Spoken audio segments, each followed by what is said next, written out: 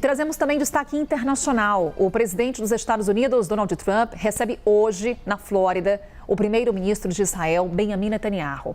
Eles devem negociar os avanços do cessar-fogo em Gaza. A gente lembra, a trégua começou em outubro, mas Israel e Hamas ainda não concordaram com os termos para a próxima fase do acordo.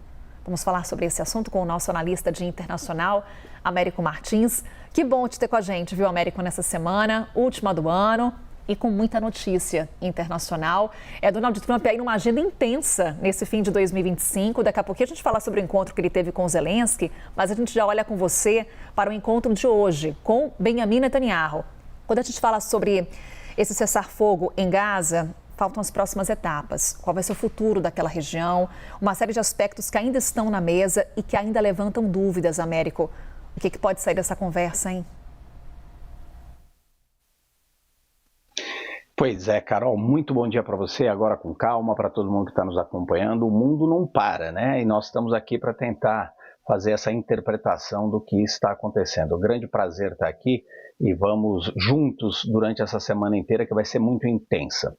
Hoje, o presidente Donald Trump, como você disse, vai receber lá em Mar-a-Lago, a casa dele, a residência dele lá na Flórida, o primeiro-ministro de Israel, o Benjamin Netanyahu. Esse vai ser um encontro muito importante por dois motivos. Em primeiro lugar, para a questão da guerra, a questão do possível caminho para a paz na faixa de Gaza, mas também por implicações políticas dentro de Israel. Vamos focar primeiro nessa primeira parte, essa parte com relação à guerra.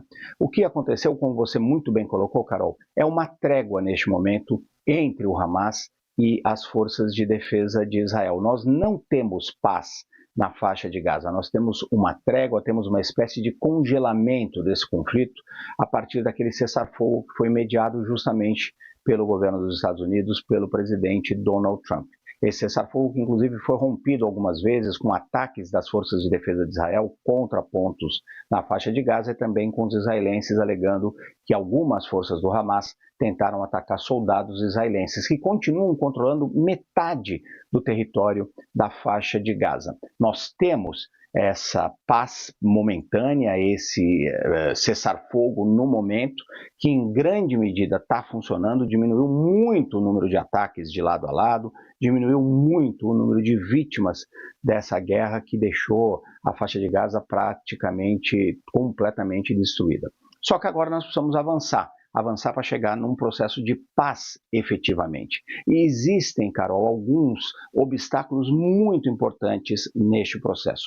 Em primeiro lugar, o Hamas ainda precisa concordar em depor as suas armas. Isso é um movimento absolutamente fundamental. Por quê? A partir deles abandonarem as suas armas, eles vão abrir caminho para dois pontos que são muito importantes nesse processo. A criação daquele órgão que iria, em tese, administrar a faixa de Gaza, seria um órgão internacional, liderado diretamente pelo presidente Donald Trump, e também permitiria a entrada no território da faixa de Gaza de tropas internacionais de vários países que iriam manter a segurança dentro do território. Esses países não vão destinar soldados para a faixa de Gaza enquanto o Hamas continuar armado, porque isso, obviamente, vai acabar gerando mais violência, possivelmente contra esses próprios soldados internacionais que iriam para o território.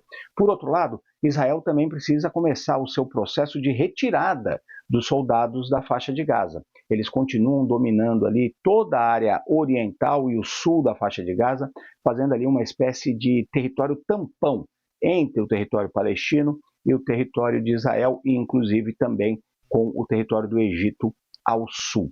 Esse processo depende muito de muita pressão diplomática, especialmente sobre o Hamas, para abandonar aí essas armas que eles continuam detendo. É um processo, Carol, como se vê, muito difícil, muito complicado.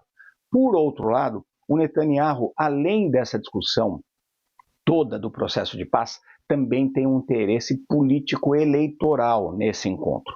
Isso porque no ano que vem estão marcadas eleições em Israel que devem acontecer até no máximo outubro de 2026. E o Netanyahu conta muito com o apoio do presidente Donald Trump para tentar reverter ali uma queda que ele recebeu nas pesquisas de intenção de voto recentemente. Muito porque até hoje ele não respondeu sobre os erros de inteligência que levaram aqueles ataques do Hamas que deram início a essa guerra, aqueles ataques absolutamente injustificáveis do Hamas contra várias comunidades israelenses ali na fronteira com a faixa de Gaza. Foi o pior erro de inteligência e de defesa do governo israelense em décadas, e o responsável político por isso é o próprio Benjamin Netanyahu. Ele quer concorrer às eleições, quer continuar no poder, ele que já é o primeiro-ministro mais longevo da história de Israel, e ele vai contar muito com o apoio do presidente Donald Trump como principal trunfo para ele voltar a ser eleito. Ele vai tentar discutir isso também com o presidente Donald Trump, e mais do que isso, ele vai usar muito em Israel as imagens desse encontro de hoje, mostrando que ele está muito próximo daquele que é o líder do principal país do mundo, o mais forte militarmente, e que é o país que está aí sendo o grande patrocinador desse processo de paz, Carol.